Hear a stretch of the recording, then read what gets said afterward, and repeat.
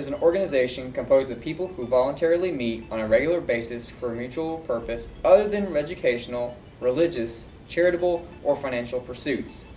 A club is any kind of group that has members who meet for a social, literary, or political purpose, such as health clubs, country clubs, book clubs, and women associations. The term club is not a legal term per se, but a group that organizes itself as a club must comply with any laws governing its organization and otherwise be cognizant of the legal ramifications in undertaking to organize itself in this manner. There's four major categories of private clubs, which are country clubs, city athletic clubs, and yacht clubs. A country club usually refers to a club in the suburbs with a clubhouse, golf course, tennis courts, or swimming pools. A city club is typically a dining club located in the city. A city athletic club is the same as a city club with athletic amenities such as tennis courts, swimming pools, fitness and athletic areas, racquetball, squash, and basketball. And yacht clubs are the same as a country or a city athletic club, but with marine activities and usually no golf. The freedom of association is the right to join or lead groups of a person's own choosing, and for the group to take collective action to pursue the interests of members. The association is the right to associate for the purpose of engaging in the activities protected by the First Amendment, speech, assembly, petition for the redress of grievances, and the exercise of religion. Intimate association is a constitutional right to enter into and maintain certain intimate human relationships. The term anti-discrimination legislation is relating to discrimination in employment, the public education system, delivery of goods and services, and other services such as banking, healthcare, property, and nightclubs. The Civil Rights Act of 1964 is a federal law that authorized federal action against segregation in public accommodations, public facilities, and employment.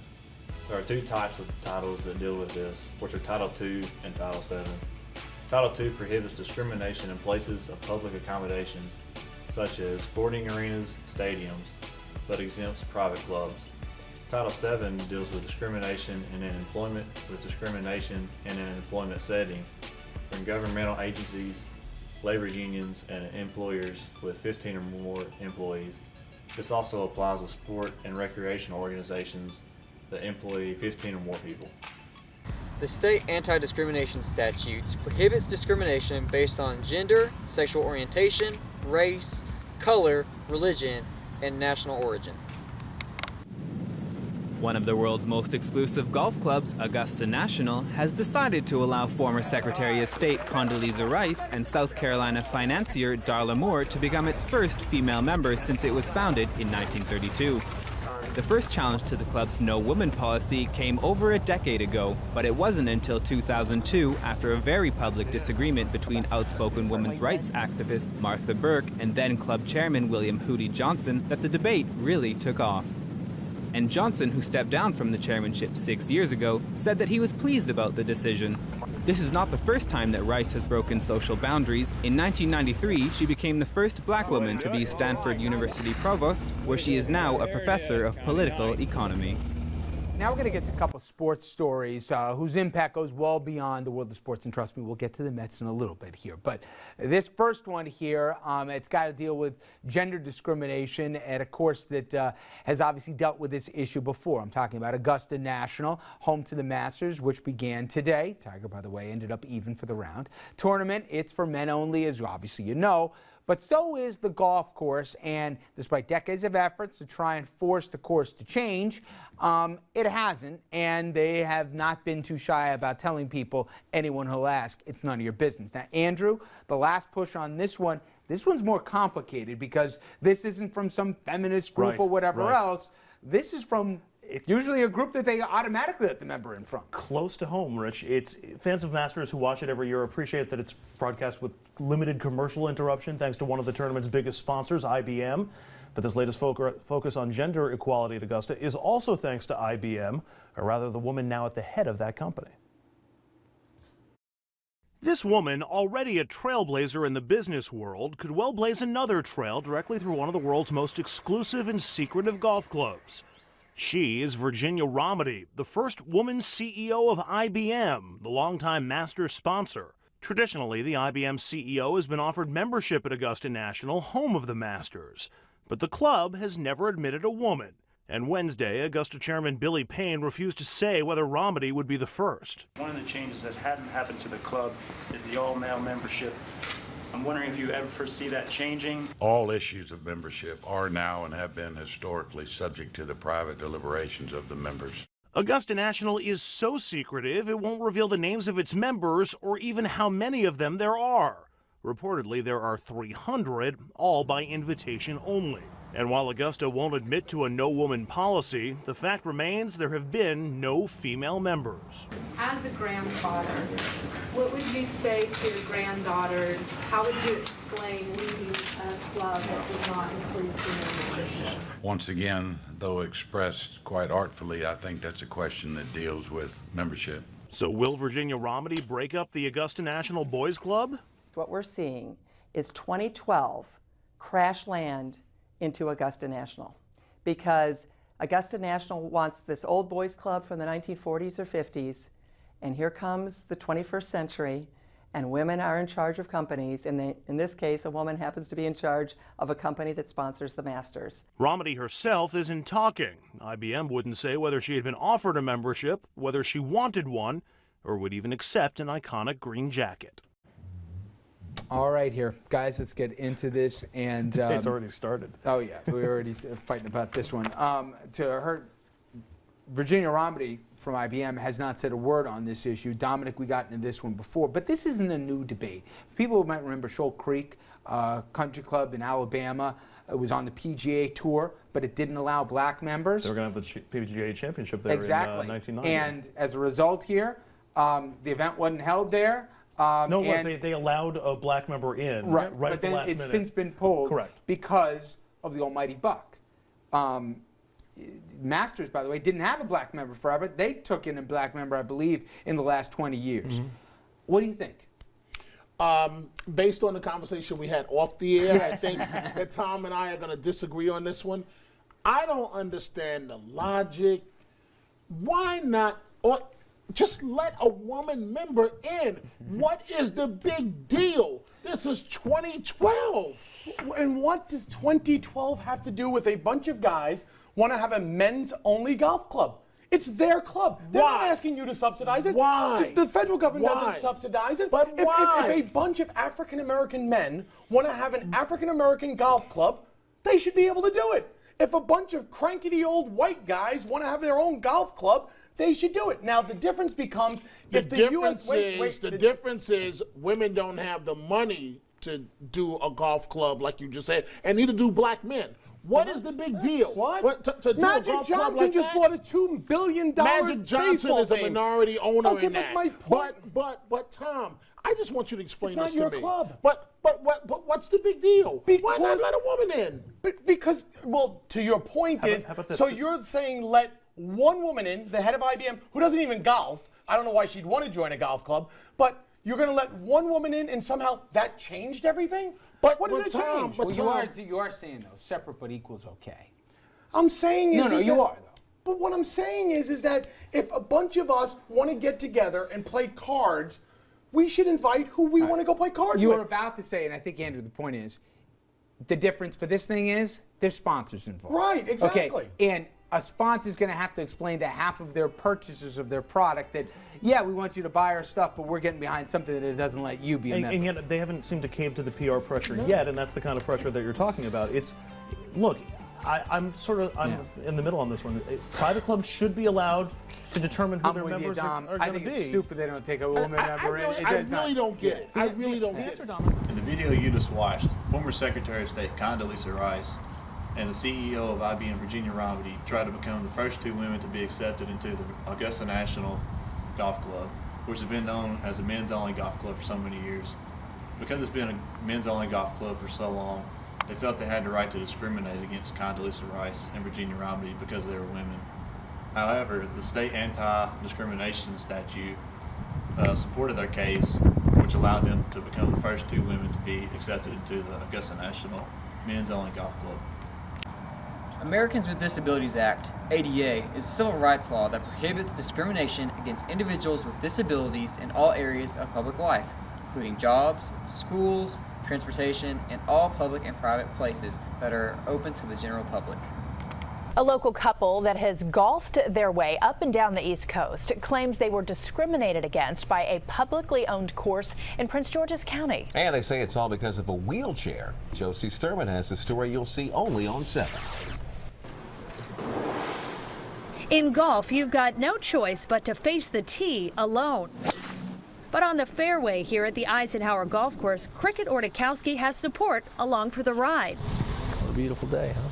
Her husband, Dean, is a quadriplegic, but it doesn't keep him off the course.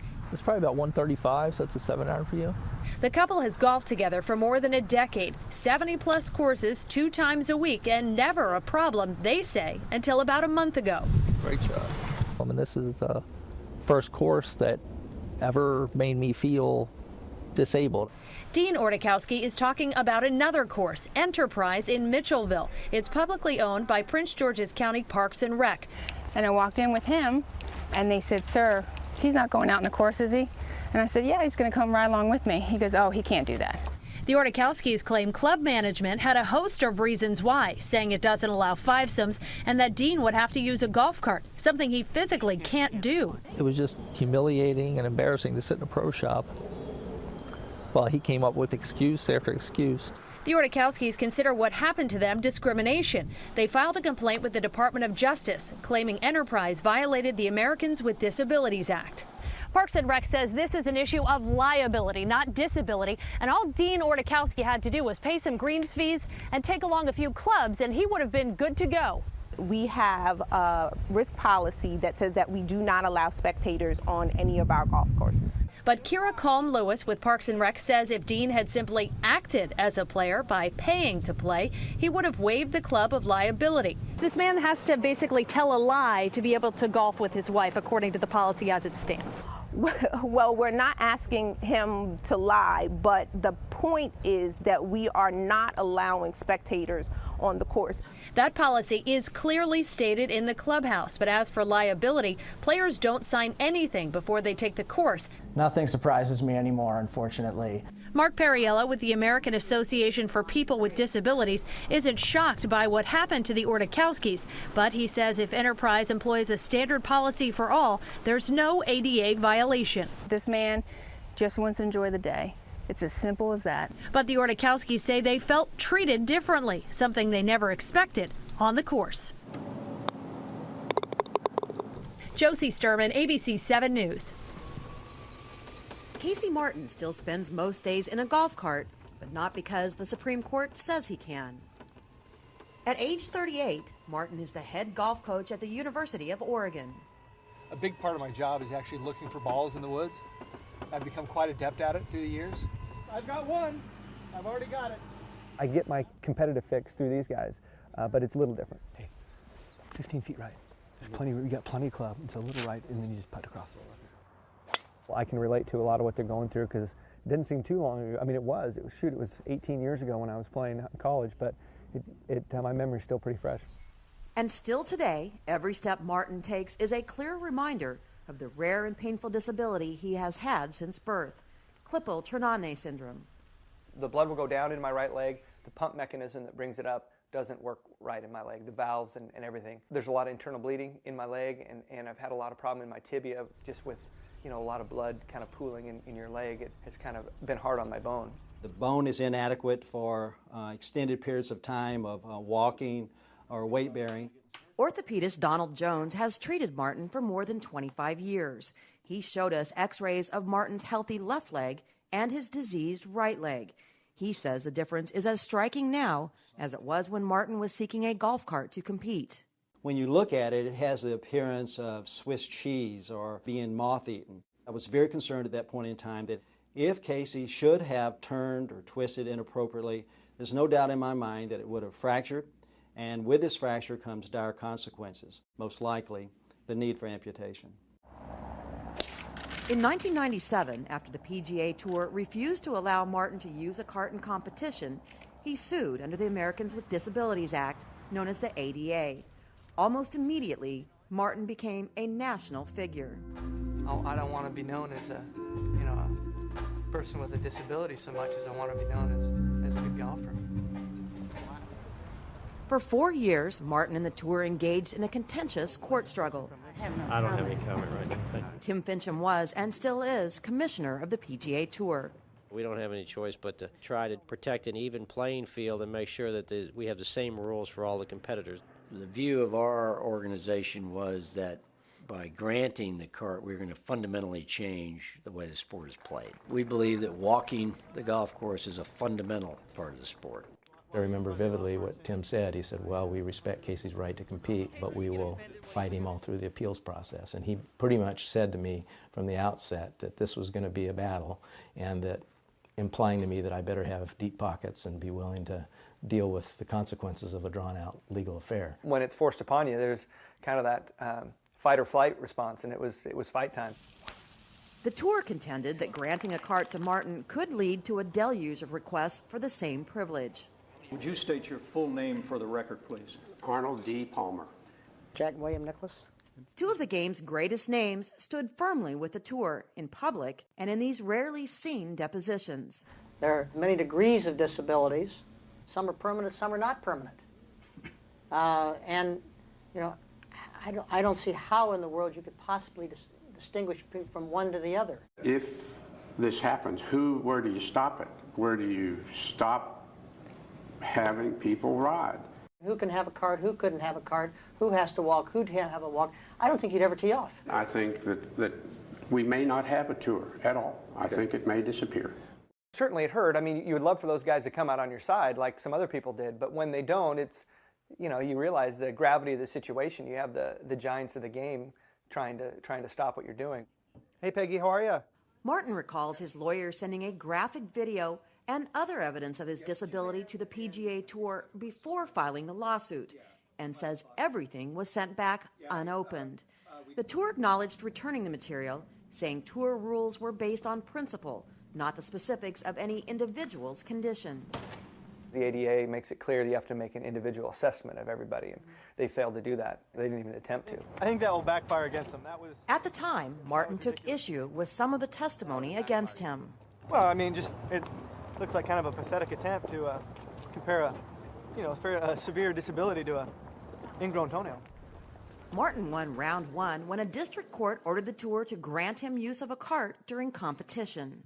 I just hope maybe 5 to 10 years from now, if I'm still able to play golf, and that the PGA Tour would kind of lean back and scratch their heads and just say, you know, why did we fight this guy? Martin won an event on the PGA's developmental tour, and he briefly contended for the lead at the 1998 U.S. Open before tying for 23rd. Following an unsuccessful appeal, the PGA Tour's last shot was the Supreme Court. In 2001, the court decided for Martin, citing the tour's failure to consider evidence of his disability. The Supreme Court has ruled today that the professional golfer Casey Martin is legally disabled and must be permitted to use a cart during tournaments. 10 years after losing the case, PGA Tour Commissioner Tim Fincham says the outcome was a win-win. We were only required to provide a cart in cases where it was absolutely necessary for being able to play the game at all. It's kind of like they wanted to give him a cart, but they wanted to protect the basis of why we were making the argument. We're sorry that he had to go through that, but I don't have any regrets. I don't have ill will towards the tour or Tim Fincham at all. I mean, I really don't. I look back and say, you know, thanks in a lot of ways, because certainly when you have that tension and that drama, it makes for a great story and people want to be around it, and it's kind of made me, in a lot of sense, who I am today. With the legal ordeal over, Martin continued to play and use a cart, but he struggled for several years, making only 3 cuts in PGA Tour events. My career as a golfer wasn't a great one, I'm not going to lie. I was frustrated most of the time. It's hard to compete at the PGA Tour level, period, no matter who you are, let alone if you have a physical disability that you're dealing with and then all the attention that comes with it. Martin, who is single, says he regrets that the demands of coaching leave little time for another of his passions, music. Another good one. Nice swing, Marshall. As he works to build his Oregon team into a national power, Martin says he doesn't dwell on the condition of his leg and only takes over-the-counter medication. But neither the pain nor the prognosis has changed.